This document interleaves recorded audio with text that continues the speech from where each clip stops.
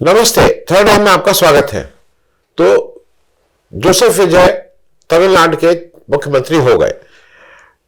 ये एक मेरे ख्याल में इस पूरे इलेक्शन में जो 5 जगह पे इलेक्शन हुए, पूरे इलेक्शन भर अगर आपको याद हो तो वेस्ट बंगाल डोमिनेट करता रहा, केवल वेस्ट बंगाल की बात होती रही।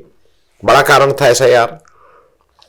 लेकिन जो टेक अवे अगर कहिए या सबसे बड़ा संदेश अगर किसी इलेक्शन ने दिया है तो वो मेरे ख्याल में तमिलनाडु से विजय की जीत ने।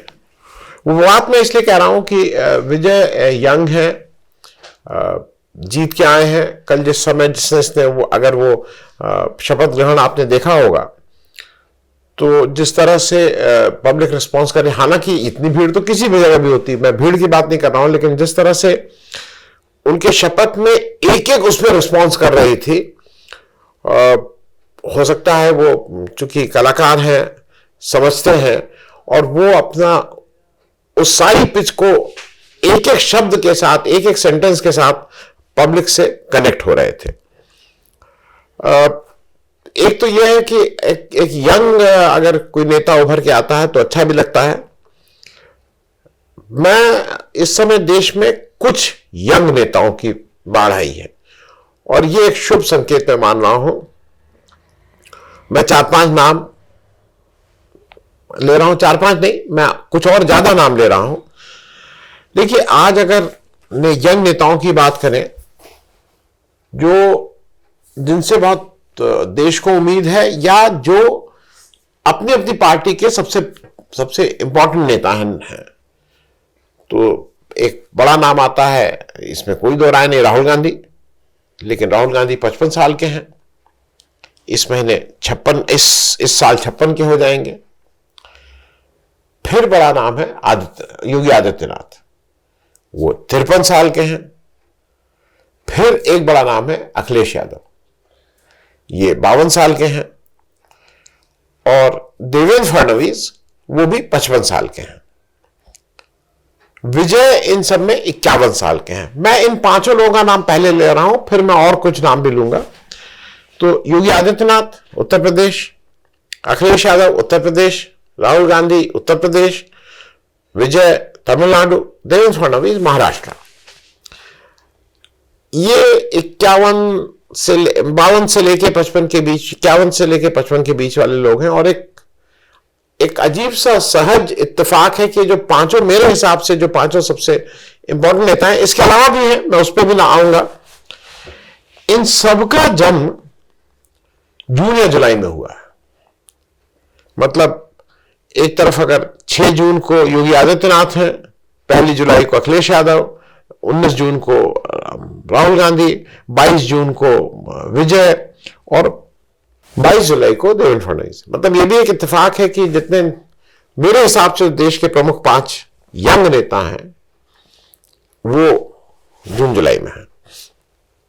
इसके अलावा भी कुछ नेता हैं, मैं को लिस्ट जल्दी से आपको कर दे रहा हूं। उमर अब्दुल्ला 56 साल, वाई एस जगनमोहन रेड्डी 53, भगवंत मान 52, हेमंत सोरेन 50 साल, सबसे यंग यही है। सम्राट चौधरी 57, हिमंता बिस्वा शर्मा 57 और शुभेंदु अधिकारी 55 साल।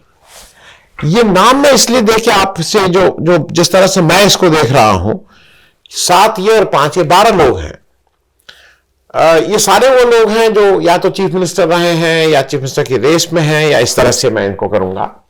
राहुल गांधी ना मंत्री रहे हैं, ना चीफ मिनिस्टर रहे हैं, ना प्राइम मिनिस्टर, कुछ नहीं है। लेकिन बाकी सब की मिनिमम क्वालिफिकेशन यह है कि वो किसी जगह के मुख्यमंत्री के तौर पे हैं। आप सारे नाम अगर देख लीजिए ये 12 में, तो इसमें योगी आदित्यनाथ बीजेपी की वजह से चीफ मिनिस्टर बने और उस मठ की वजह से, मतलब उस मठ के ही जो सीट गोरखपुर थी वहां से जीत के आए। अखिलेश यादव पिता, वो मतलब उसी वंश को आगे चला रहे हैं, उसको। राहुल गांधी परिवार, देवेंद्र फडणवीस आरएसएस, जनसंघ, भारतीय जनता पार्टी, उमर अब्दुल्ला पिता, जगनमोहन रेड्डी पिता, भगवंत मान पार्टी आम आदमी पार्टी, हेमंता सोरेन पिता, मतलब परिवार, सम्राट चौधरी पिता परिवार, हिमंता बिस्वा शर्मा आरएसएस, माफ कीजिएगा आरएसएस नहीं, बीजेपी, शुभेंदु अधिकारी बीजेपी। मैं ये बात इसलिए कह रहा हूं कि इन सारे में विजय अकेले एक ऐसे नेता हैं जिनको मैं सेल्फ मेड मानता हूं, जिन्होंने अपने दम पे इलेक्शन लड़ा, अपने दम पे वोट लाए और अपने दम पे सरकार बनाई है। उनके पास ना कोई बड़ी पार्टी थी पहले, ना उनके पिता कोई पॉलिटिक्स में थे कि जहां से उनको ये विरासत में मिला। तो इसलिए मैं उनके इस पक्ष को बहुत स्ट्रांगली देखता हूं। दूसरा, जिसको मतलब वो स्वयंभू तो क्या ना, मतलब भगवान नहीं है वो, लेकिन सेल्फ मेड है। एक दो चीजें मैं इसलिए कहता हूं कि वो सहजता जो उनमें है, जो शायद विजय को बाकी लोगों से अलग करती है। विजय कलाकार है, विजय एक्टर है, और कल अगर आप उनके, फिर से उसी बात पे आ रहा हूं कि अगर आप स्पीच देख रहे हो तो विजय अपने हर सेंटेंस को लोगों तक कैसे पहुंचाना ये उनको बखूबी आता है। This is a new beginning,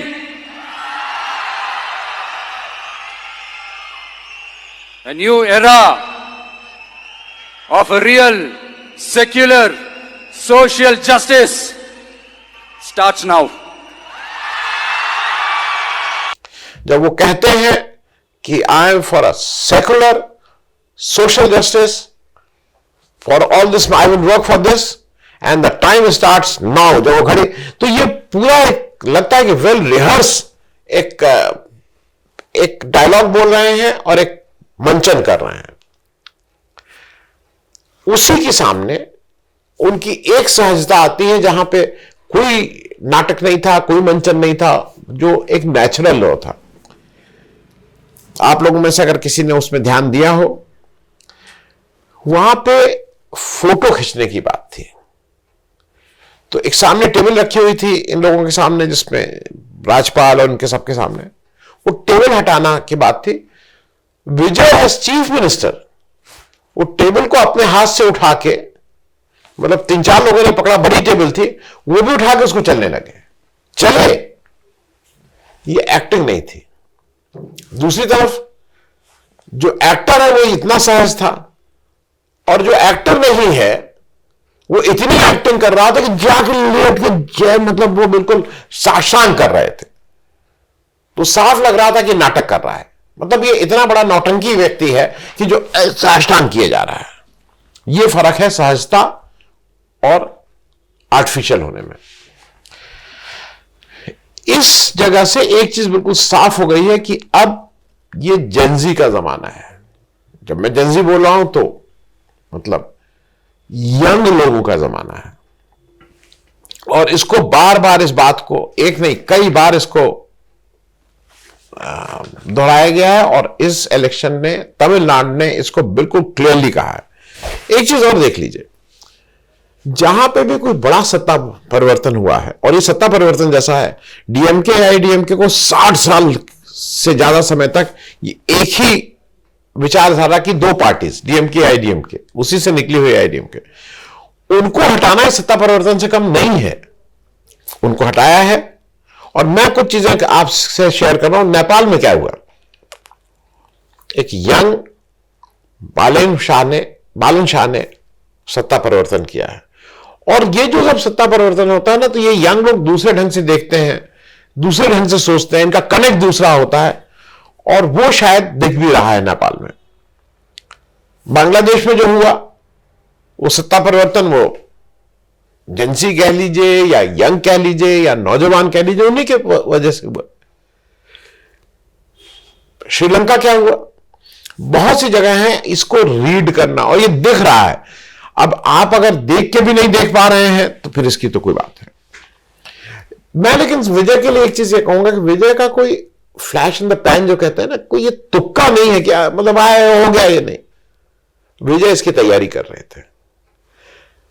विजय 2009 में राहुल गांधी से मिले थे। उस समय पॉलिटिक्स ज्वाइन करने की बात हुई थी, जो इनके अपने बयान से है विजय के।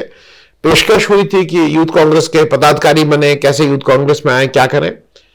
लेकिन उसके बाद जब जो लोग तमिलनाडु की राजनीति को पास से देखते हैं, विजय लगातार अपनी पिक्चर के माध्यम से, उन्होंने क्या किया कि जैसे कोई लोग पद यात्रा करते हैं, कोई रथ यात्रा करता है, कोई कुछ करता है। इन्होंने पिक्चर को अपना माध्यम चुना और इनकी जितनी पिक्चरें आ रही थी उसमें कहीं ना कहीं वो मानस को तैयार कर रहे थे कि उनको कैसा लीडर चाहिए, और वो इन्होंने पिक्चर का माध्यम चुना और अपनी बात मानस को तैयार करने का काम इन्होंने पिक्चर से 1-2 साल नहीं 10-12 साल ये तक किया, और उसी का नतीजा है कि आज ये यहां पहुंचे। दौरा किया था उसके बाद पिछले 2-3 साल में, जब उन्होंने 3 साल पहले अनाउंस कर दिया था 2-3 साल पहले के बाद हम पॉलिटिक्स में आ रहे हैं, तो वो दौरा किया, एक पार्टी बनाई। मेरे हिसाब से जो सबसे इंपॉर्टेंट बात है और जिससे जो मोदी जी को सबसे ज्यादा जिससे चिढ़ है, आरएसएस को जिससे बिल्कुल जिसको कहते हैं आग लग गई है, वो बात है सेक्युलरिज्म की बात उन्होंने कही। उन्होंने साफ कहा कि सेक्युलरिज्म इज द इशू और सोशल जस्टिस की बात कही। और मेरे ख्याल में इसीलिए वो यूनिक है कि वो अपने दम पे हैं, अपने को गैदर किए हैं, और वो छोटी छोटी चीजें वो सारी कर रहे हैं जिससे बीजेपी इरिटेट हो रही। बीजेपी ने शुरू में क्या किया, जब विजय जीत के आए तो उनका नाम बोला, जोसेफ विजय आ गए हैं, जोसेफ विजय आ गए हैं, मतलब जोसेफ जोसेफ जोसेफ कई बार किया। जोसेफ विजय आ गए हैं, जोसेफ विजय ने एक्नॉलेज किया। इससे पहले कोई क्रिश्चियन चीफ मिनिस्टर नहीं हुआ था, उन्होंने कहा 13वें या 14वें चीफ मिनिस्टर है जोसेफ विजय है, क्रिश्चियन है। लेकिन बिल्कुल चारों खाने चित्त कर दिया आरएसएस को। तुम क्या बोलते थे, वंदे मातरम से शुरू करो। अपने शपथ ग्रहण का कार्यक्रम उन्होंने वंदे मातरम से शुरू करवाया। अब पकड़ो विजय को। तो विजय ने वंदे मातरम से शुरू कराया, जनगण मन किया, और उसके बाद जो तमिलनाडु का अपना गीत है उसको गाया। अब मोदी जी तो बिल्कुल ही इसको सुन के अनाप शनाप बोलने लगे हैं, बिना सिर पैर का। मतलब मोदी जी तो जब हो जाते हैं तो उनका वो नहीं रहता है। मोदी जी कह रहे हैं कि कांग्रेस ने डीएमके को धोखा दिया। मोदी जी आप मत कहिए, आपने किसको किसको धोखा नहीं दिया। अगर पुरानी बात, जम्मू कश्मीर में नेशनल कॉन्फ्रेंस और पीडीपी को किसने धोखा दिया, वो तो आपके साथी थे, आपके साथ मंत्रिमंडल, आपकी पार्टी के मंत्रिमंडल। पंजाब में अकालियों को किसने धोखा दिया, हरियाणा में चौटाला और एनएलडी इन सबको किसने धोखा दिया, यूपी में सपा बसपा दोनों आपके साथ हैं, आपने किसको धोखा दिया। आपको मतलब मैं बीजेपी की बात कर रहा हूं। बिहार में जेडीयू को अभी आपने क्या उनके साथ किया, जीत क्या है नीतीश कुमार के नाम पे, उनको धीरे से बाहर करके अपना मुख्यमंत्री बना दिया। महाराष्ट्र में शिवसेना को किसने धोखा दिया। मोदी जी धोखा देने के वाले बातें आप मत किया करिए, और आपको बुरा लगेगा। अडवाणी जी को किसने धोखा दिया, हाँ, हिरेन पांड्या जो आपके गृह मंत्री थे उनको टिकट किसने नहीं दिया। मैं अभी व्यक्तिगत बातों पे नहीं आ रहा हूं, वहां पे भी अगर है तो धोखा देने की बातें कम से कम आप तो मत करिए, किसने धोखा दिया किसने नहीं किया। अब जो ज्यादा बड़ी झल्लाहट है वो एक ये भी है कि मैं एक बड़ी बात तमिलनाडु की आप फर्क देखिए। तमिलनाडु में ये वो जगह है जहां पे लोग नेता के लिए आत्मदाह कर देते हैं। ये बहुत कॉमन है तमिलनाडु में, उन्होंने आत्मदाह कर दिया। नेता जयललिता की डेथ हुई तो कुछ लोगों ने आत्मदाह कर लिया। मतलब वो इतने ज्यादा नेता के साथ हीरो वर्शिप है।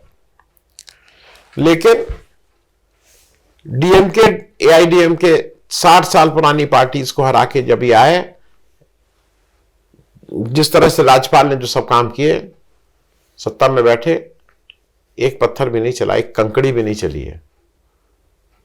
वहां आप क्या करा रहे हैं, सीआरपीएफ को भेज के आप वहां गोधरा 2 कर रहे हैं बंगाल में, और ये बता रहे हैं लोगों को कि कौन अच्छा कौन नहीं। ये आपकी बदहवासी साफ दिखाई दे रही है।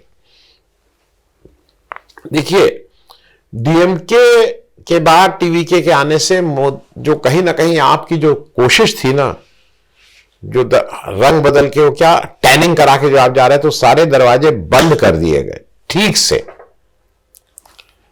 एआईएडीएमके आप थी, वो कितनी उस उम्मीद आपकी जायज है वो देखने वाली बात होगी। मैं ये मानता हूं कि आपको ये बिल्कुल झटका लगा जब कांग्रेस टीवीके के साथ चली गई। आपके लिए असह्य था कि ये कैसे हो सकता है। और एक चीज मोदी जी जान लीजिए, आपने जो राज्यपाल के थ्रू जो काम किया उससे आपने विपक्ष को मजबूत कर दिया। अभी क्या हुआ है, स्टालिन भी विपक्ष से अलग नहीं हुए, वो आपके साथ नहीं खड़े हुए हैं। उन्होंने आपको, जब आपने कहा ना, आपने वहां कोशिश की उनके घर में भी, आपने कहा स्टालिन के घर में भी कुछ लोग कहने लगे कि नहीं बना लेनी चाहिए सरकार, एआईडीएमके के थ्रू आपने किया। स्टालिन उस झांसे में नहीं आए। स्टालिन ने अपने सहयोगियों से बात की और अपने साथ के जो दल थे उनसे कहा कि हाँ नहीं, जाके ज्वाइन करिए। उसमें से एक आध दल ऐसे हैं जो अभी भी डीएमके लेड फ्रंट का हिस्सा है, लेकिन सरकार ज्वाइन किए हैं, मंत्री बन रहे हैं उसमें। ये अब मोदी जी, ये it is high time that you must realise कि ये देश में अब नौजवानों से आपका कनेक्ट नहीं है, और ये नौजवान अब इस देश को समझ रहे हैं, सोच रहे हैं। मैं एक जानकारी के लिए आपको बता दूं, इस देश के जो 50 साल तक की जो पॉपुलेशन है, 50 इयर्स, वो 80% है। ये बात मैं इसलिए कह रहा हूं कि जो 30, मतलब ये यंग पॉपुलेशन का देश है। मोदी जी, आप उसके साथ आपकी कोई रिलेशनशिप नहीं है। आपको ये जितनी जल्दी समझ में आ जाएगा, ये आप समझ लीजिए। मैं एक दो चीजें और आपको बता दे रहा हूं, उसके बाद आपका कनेक्ट नहीं है। आप जाके फुटबॉल जब खेलते हैं तो आप बिल्कुल लगता है कि आप नजर आते हैं कि आप फोटो खिंचाने के लिए काम कर रहे हैं। आप नेचुरल नहीं है फुटबॉल में। और मैंने पहले भी आपको मतलब आपको क्या मैं सलाह दूंगा, मेरा तो आग्रह ही है, फुटबॉल जैसे खेल मत खेलिए, टांग टूट जाती है। मेरा अंगूठा जो है उसका एक नाखून, आदमी क्लास 7 में पढ़ता था तब से आज तक वो नाखून निकला ही नहीं। आप तो इस उम्र में हो जाएगा तो मालूम नहीं क्या, मत खेलिए फुटबॉल। मैं पहले भी सलाह दिया हूं, ये सब हरकतें मत। हाई फाइव, ये मोदी जी आपकी लाइफस्टाइल नहीं है। आप हाई फाइव में नहीं है। दिक्कत क्या है कि ये सारे जो 50-51 साल के लोग हैं, मोदी जी कहीं कोई एक बोल रहा था कि मोदी जी आप अकेले एक नेता हैं जिसका 51 साल तक का कौन दोस्त था, किसने पढ़ाया, कहां रहा, किसी को पता ही नहीं। आपका 51 साल के पहले की गुप्त जिंदगी जो यंग वाला है। मोदी जी अवतरित होते हैं 51 साल के बाद। एक मैं इसलिए कह दे रहा हूं कि एक दो चीजें और देख लें। आप जो छोटे छोटे काम करा रहे हैं ना, ये अब आपकी ये शोभा नहीं देता है। कल विजय चूंकि इस गेम को समझते हैं तो उन्होंने अपना फोन लेके एक सेल्फी खींची, और सेल्फी खींच के फिर उन्होंने पूरा एक 360 डिग्रीज का जो करते हैं वो एक लिया, पनोरमा व्यू। फिर राहुल गांधी जब आए तो राहुल गांधी के जो भी मीडिया सेल था, उन्होंने एक अच्छा सा वीडियो बना के कि राहुल गांधी कैसे गए, कैसे रिसीव हुए, क्या क्या किया। आपने मेटा के, इसका कोई प्रूफ नहीं है। आप कहेंगे मुझसे क्या मतलब, मेटा ने उसको कल ब्लॉक कर दिया। उसमें ना कोई देशद्रोह था ना राष्ट्रद्रोह था। एक वो आपकी क्यों इतनी जलन जो है ना, ये आप ही को जलाती है, दूसरे को नहीं जलाती है। इससे दूर होइए। 2 फोटो मैं नीचे लगा दे रहा हूं। एक मोदी जी की फोटो है, शुभेंदु अधिकारी, जहां पे मोदी जी दंडवत भी कराए हैं। एक 80-90 साल के 100 साल के एक व्यक्ति से पैर, क्या क्या नाटक नहीं कराए हैं। उसको कितने लोगों ने देखा, देख लीजिए, मतलब करीब 20 लाख लोग। और राहुल गांधी और विजय की फोटो को, जबकि राहुल गांधी और विजय की फोटो उसके बाद की है, उसको कितने लोगों ने देखा। Modi ji, it is written on the wall. और शायद आप तो अपने को सनातनी और क्या क्या कहते हैं, इसीलिए भारतीय परंपरा में 75 साल के बाद संन्यास ले लेने की बात है। आपके बस का खेल नहीं है। मतलब बेआबरू तो हो ही रहे हैं, बेआबरू होकर आप निकल जाइए तो अच्छा है, नहीं तो दिन अच्छे नहीं है। आप कुछ तिकड़म से करके बंगाल जीत लीजिए, कुछ आप सारे को देख, लेकिन तिकड़म नहीं चलती है मोदी जी। जो यंग है उसके एस्पिरेशंस दूसरे हैं, आप उसको उससे कनेक्ट नहीं हो पा रहे हैं। आप इस देश की यंग पॉपुलेशन को की समस्याओं को एड्रेस नहीं कर रहे हैं, और it is high time that you must give way to a new leadership. Thank you so much, धन्यवाद।